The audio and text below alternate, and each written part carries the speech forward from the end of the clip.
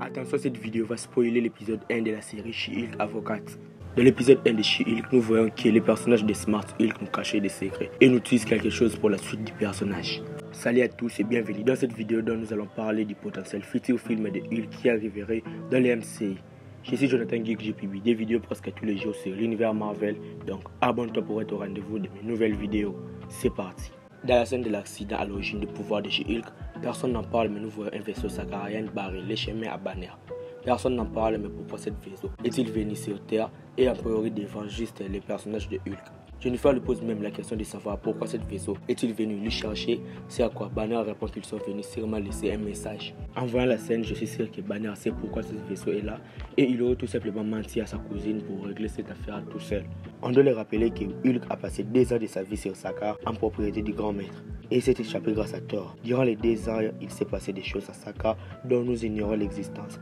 Comment il a gagné la confiance du grand maître alors qu'il est de nature incontrôlable et violent, et pourquoi le vaisseau quitte aussi loin à l'univers, loin de la galaxie juste pour laisser un message, ça je ne crois pas. Dernièrement, selon les rumeurs, un film nommé World War Hulk serait en préparation chez Marvel Studios.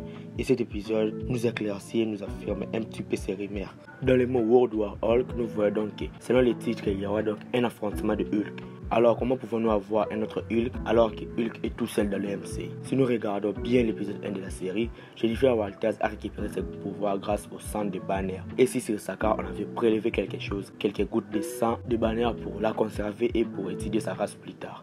Après la fuite de Hulk sur Sakaar, le grand maître aurait transmis son sang chez un homme pour qu'il puisse devenir Hulk à son tour. Ce personnage aurait donc le nom de Scar dans les comics qui est aussi un personnage de Hulk. Ce Hulk dont on vient de parler nommé Scar serait fidèle à 100% au grand maître. Il quittera sa planète pour venir chercher Hulk sur Terre pour qu'il puisse le ramener la planète de Sakaar. Ce personnage pourrait donc venir chercher Hulk amicalement puisque le vaisseau n'est pas armé ou venir chercher juste une autre chose comme par exemple un combat. Ce que nous dit un futur film de Hulk ou un projet sur le personnage. On ne sait pas alors ce que ce vaisseau est venu faire. Sur Terre, ils sont ennemis ou ils sont amis. Le vaisseau n'est pas armé donc on doit encore en savoir un peu plus sur la prochaine ou le futur de la série parce que je suis sûr que la série va encore en parler un petit peu. Bon, on saura plus sur les épisodes prochains. Alors, qu'est-ce que vous avez pensé de cette vidéo? Parce que je vous ai dit brièvement que ces vaisseaux pourraient être venus envoyés par le grand maître pour envoyer un autre Hulk nommé Scar qui a réussi de pouvoir grâce au prélèvement du sang de Hulk qu'on a fait sur Sakaar et le grand maître l'a utilisé pour le faire redevenir Hulk et gagner enfin la confiance et faire revenir Hulk à la maison. Alors, qu'est-ce que vous avez pensé de ma théorie?